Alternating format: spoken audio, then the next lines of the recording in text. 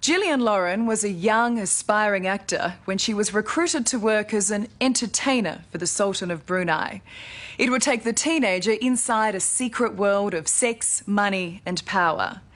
Now Gillian is lifting the lid on the Playboy Sultan. His Majesty Hassan al-Bolkiah is the absolute ruler of Brunei. He's also one of the richest men on the planet. But while he and the royal family live the high life, he's imposing strict Islamic laws in his tiny Southeast Asian nation. Sharia law has been declared in Brunei, with brutal punishments to match. And Western journalists certainly aren't welcome.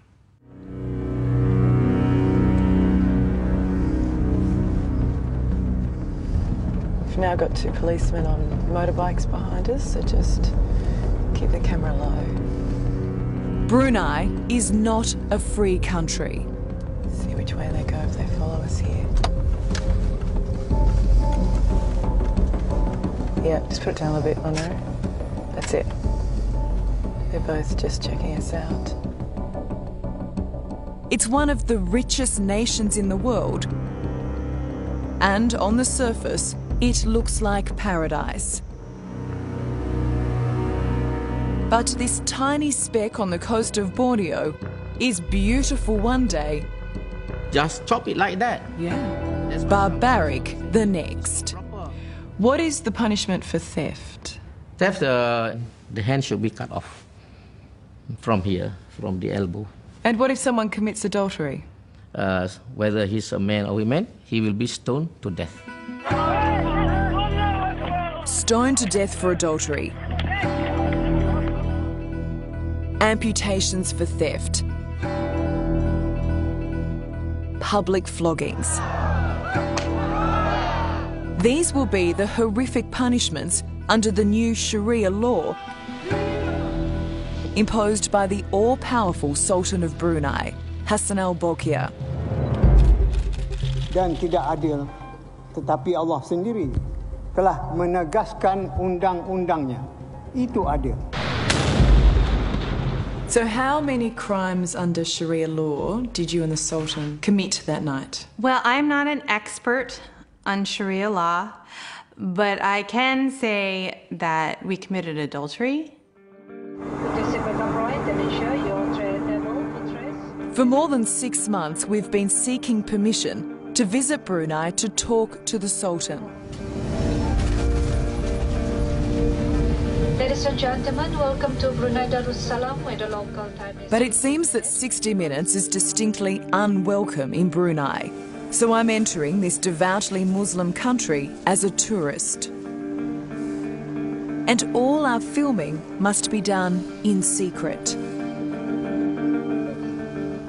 Vast reserves of oil have delivered a comfortable life to most of its people. Especially the royal family and the Sultan, with his own $20 billion fortune.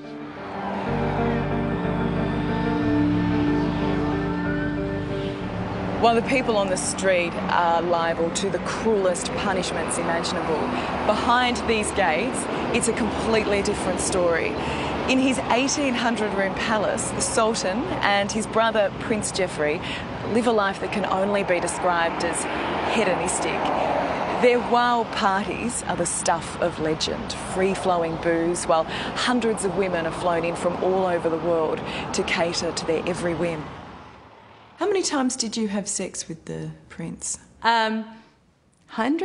Yeah, I don't know, maybe.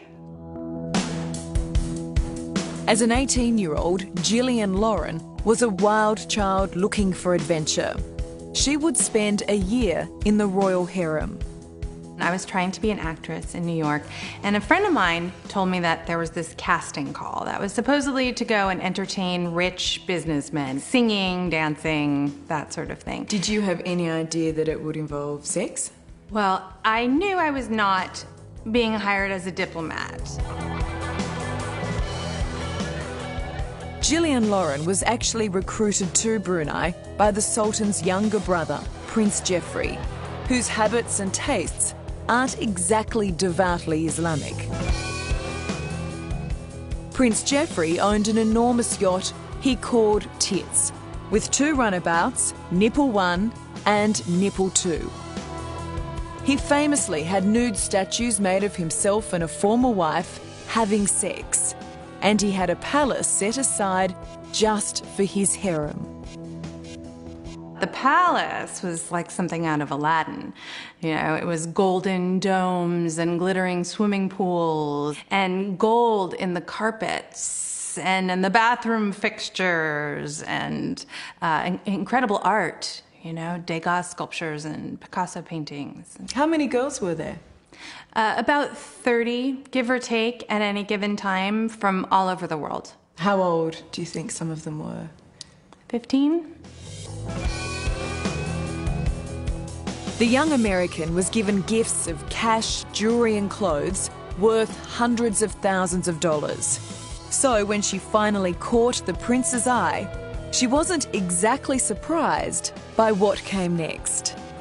He took my hand and he led me into a bedroom that looked like, you know, something out of Hugh Hefner's wildest dreams. It was like fur and mirrors and video cameras and... So by this point, it's very clear what's about to happen. Yes, and I wouldn't even have thought of saying no. I'm just an 18-year-old girl from New York. You know, I haven't seen anything in my life, and this is the prince. This is one of the wealthiest men in the world. A few years ago, Prince Jeffrey fled Brunei with $14 billion stolen from the national treasury and partied his way around the world.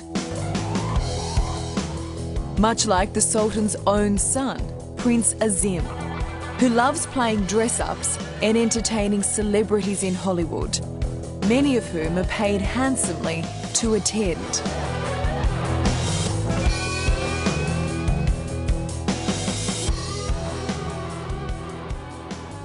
Most of the people here, we don't really mind about it. Not that you'll hear any complaints about royal extravagance or hypocrisy on the streets of Brunei. So the Sultan looks after his people? Very well, yes. He's a very, very generous Sultan. We've disguised the identity of some local Bruneians for their own safety. It's a parliament building. Because the Sultan can be dangerously unpredictable, even towards those who enthusiastically accept his commands and the new brutal regime of Sharia law. Supreme Court? But what if your daughter was to grow up and have an affair? Nah. Should she die for that? Yeah, she'll die for that. Is that okay? Well, punishment is punishment. And punishment has been written in the Holy Quran. So we have to follow that.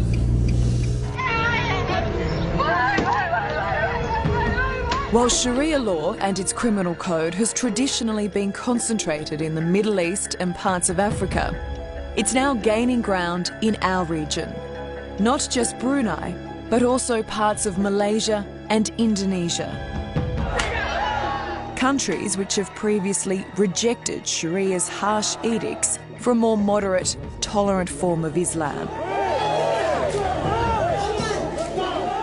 Do you accept that these punishments are quite barbaric? From Western perspective, maybe, but not from our perspective. Because this is part of our religion. During 1993, when we Muhammad Amar is the Deputy Chief Minister of Kelantan in neighbouring Malaysia. He wants to follow Brunei's lead by introducing his own drastic punishments, like cutting off the hands of thieves. They just chop it like that. And stoning for adulterers. The condemned buried up to their neck for execution. How long does death normally take? I do not know, I don't know. I never asked on that. Are you willing to cast the first stone? If I have to throw, I have to throw. But we have certain people to do that, of course. Someone else does your dirty work? Even the time of the Prophet